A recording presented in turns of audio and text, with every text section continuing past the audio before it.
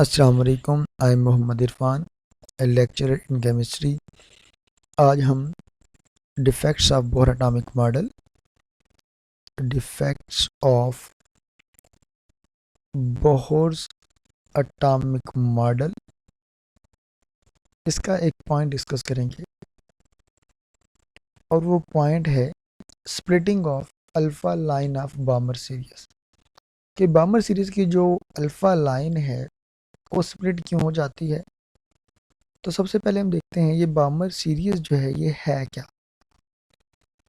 जब किसी भी हायर ऑर्बिट से third, four, fifth, six, seven, eight, infinity, किसी भी हायर ऑर्बिट से इलेक्ट्रॉन सेकंड ऑर्बिट में आता है, क्योंकि हायर ऑर्बिट से इलेक्ट्रॉन लो एनर्जी के ऑर्बिट में आ रहा है तो एनर्जी इमिट होगी, रेडिएशन इमिट होगी।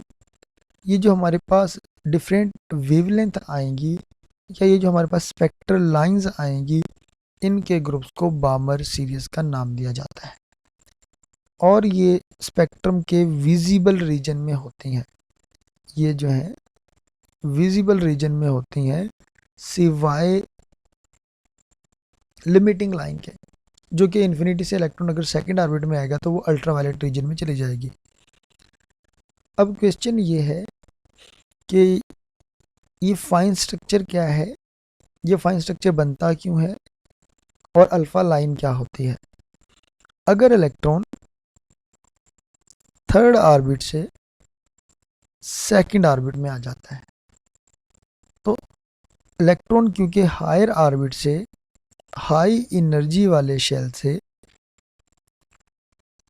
लो एनर्जी वाले शेल में आ रहा है तो एनर्जी इमिट होगी, हमारे पास लाइन आएगी। इस लाइन को एच अल्फा लाइन कहते हैं, क्योंकि इलेक्ट्रॉन जो है वो एजेसेंट ऑर्बिट से लोअर ऑर्बिट में आया तो इसको अल्फा लाइन या पहली लाइन कहा जाता है।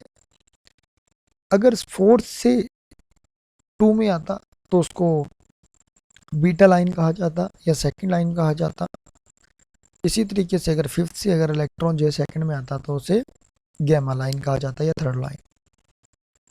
अब ये जो अल्फा लाइन है, अगर एक आप आम स्पेक्ट्रोमीटर से देखेंगे तो ये जो लाइन होगी आपको एक ही लाइन नज़र आएगी। लेकिन अगर आप इंस्ट्रूमेंट जो इस्तेमाल कर रहे हैं वो हाई रिजॉल्विंग पावर का स्पेक्ट्रोमीटर है, हाई रिजॉल्विंग पावर स्पेक्ट्रोमीटर है, तो आपको ये एक लाइन नहीं नज़र आएगी बल्कि एक लाइन मज़ीद 5 लाइंस के अंदर डिवाइडेड नज़र आएगी। इसी को क्या कहा जाता है, इसी को फाइन स्ट्रक्चर कहते हैं, इसी को मल्टीपल स्ट्रक्चर कहते हैं। अब ये एक लाइन मज़ीद लाइनों के अंदर क्यों डिवाइड हो जाती है। पहले तो हमें एक बात जहन में रखनी चाहिए कि ये जो हमने बनाया ऑर्बिट नंबर 2 या एनर्जी लेवल 2 और ये जो हमने बनाया N3 यानी कि एनर्जी लेवल 3, ये है अकॉर्डिंग टू बोहर। इसे आप बोहर लेवल भी कह सकते हो, बोहर एनर्जी लेवल। ये जो बोहर एनर्जी लेवल है, ये मैं यहाँ पर एक डायग्राम बनाता हूँ। ये न्यूक्लियस है, न्यूक्लियस के गिर्द इलेक्ट्रॉन जो है वो सर्कुलर ऑर्बिट के अंदर रिवॉल्व कर रहा है। अब इलेक्ट्रॉन जो है वो न्यूक्लियस के गिर्द रिवॉल्व कर रहा होता है। जब वो न्यूक्लियस के गिर्द रिवॉल्व करता है यानी कि वो ऑर्बिट के अंदर घूमता है तो उसका एक होता है ऑर्बिटल एंगुलर मोमेंटम। और ये जो इलेक्ट्रॉन जो है अपने ही मरकज़ के गिर्द, अपने ही सेंटर के गिर्द रिवॉल्व कर रहा होता है। इससे भी मैग्नेटिक फील्ड प्रोड्यूस होता है, इसको हम स्पिन एंगुलर मोमेंटम कहते हैं। एक है ऑर्बिटल एंगुलर मोमेंटम, एक है स्पिन एंगुलर मोमेंटम। एक्चुअल में ये दोनों मिलकर टोटल एंगुलर मोमेंटम बनाते हैं। और ये जो स्पिन है इसको हम कहेंगे स्पिन, स्पिन है। और ये जाहिर सी बात है कि ऑर्बिट है।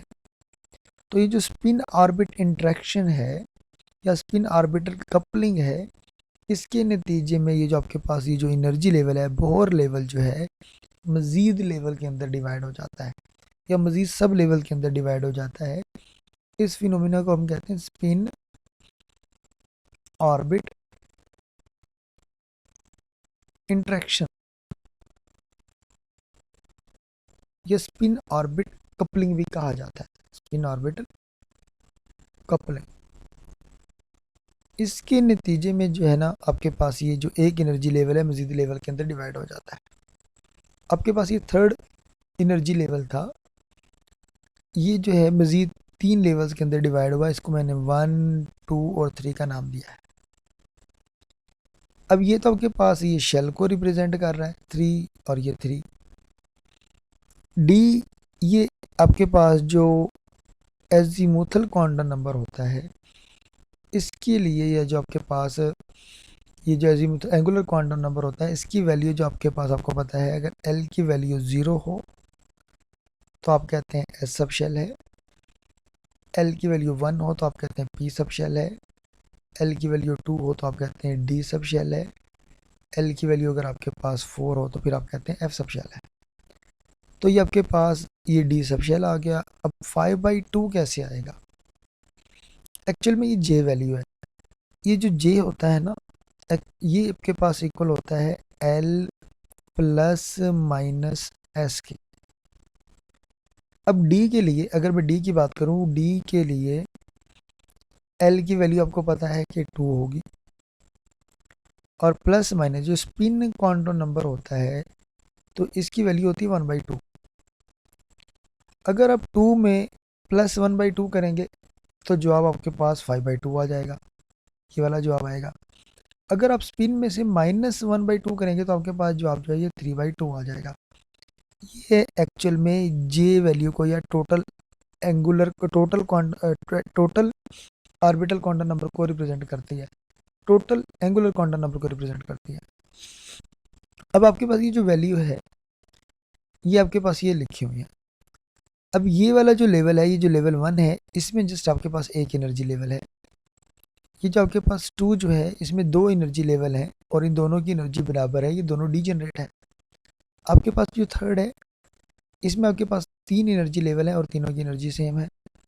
इसी तरीके से अब ये जो दूसरा एनर्जी लेवल था बोर का, वो 2 लेवल्स के अंदर डिवाइड हुआ, इसे मैंने ए और बी का नाम दिया।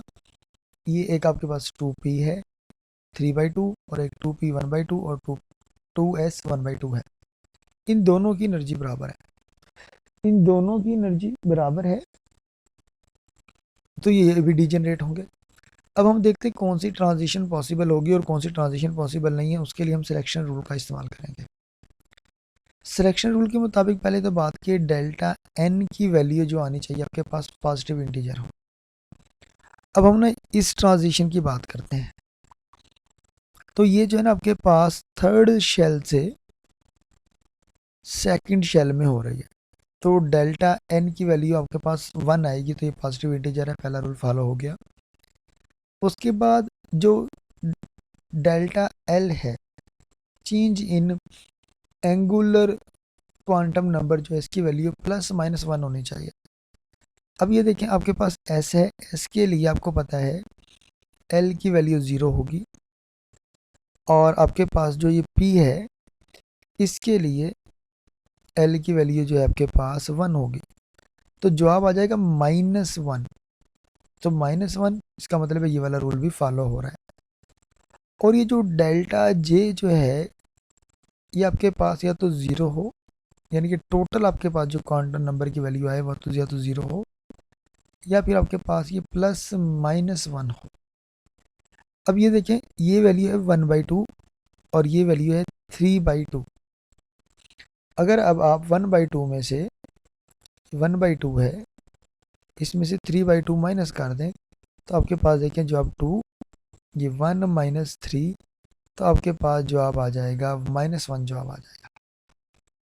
तो -1 जवाब आएगा, तो -1 इसका मतलब है कि ये इस रूल को फॉलो कर रहा है, तो ये ट्रांजिशन पॉसिबल है। अगर हम इसके लिहाज से देखें, पी के लिहाज से, अब 3 से 2 में आ रहा है, पहला रूल तो फॉलो हो रहा है।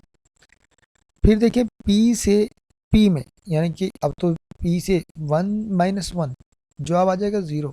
जब जवाब 0 आएगा तो इसका मतलब ये है कि ये वाला डेल्टा एल जो है change in angular quantum number की वैल्यू +-1 होनी चाहिए, तो 0 आ गई।